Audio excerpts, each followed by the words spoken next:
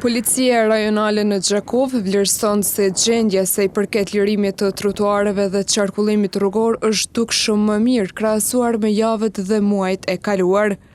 Sipas komandantit të trafikut rajonal në DRP Gjakov, kapiten Albin Sahaçia, aksionet dhe planet operative kanë ndikuar në lirimin e trotuareve për këmbësor dhe zhbllokimin e shëritave rrugor, që më herët ishin të uzurpuara nga automjetet e parkuara.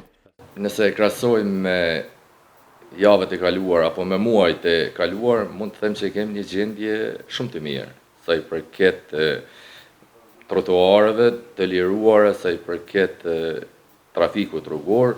Qëllimi i janë i gjithëve ka qenë që të kem një siguri sa më të lartë në trafikun rrugor, që të kem trotuare të liruar për këmbësor, për shkak se dihet që trotuari nuk është për parkimet të mjeteve, por është për lëvizjen e lirë të këmbësorëve.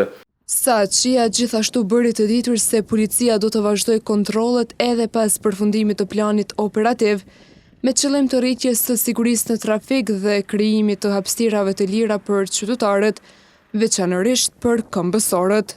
Kemi kontribuar që edhe shëritat rrugor të cilët kanë qenë të bllokuara gjatë gjithë kohës të lirohen. Andaj plani mund të them që ka qenë plani operativ mund ta konsiderojmë të suksesshëm. Mirë po, edhe pas përfundimit të planit, që ka qenë përmes task forcave, ne jemi duke vazhduar në baza ditore, domethënë duke punuar që të gjithë qytetarët të jenë të lirë, sidomos këmbësorët. Përveç shqiptimit të xhobave dhe fletëthirjeve, zyrtarët policor po përdorin edhe automjete inteligjente për identifikimin e automjeteve të parkuara në mënyrë të kundërligjshme në trotuare dhe shirita rrugor.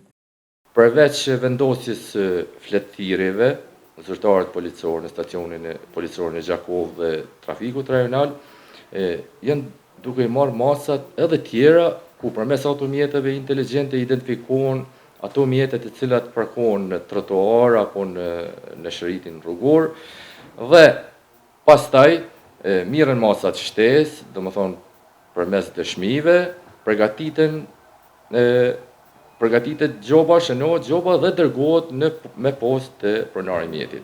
Sahaçia tha se krahas fletëthirjeve të vendosura në automjete, policia po përdor edhe automjete inteligjente për identifikimin e parkimeve të kundërligjshme.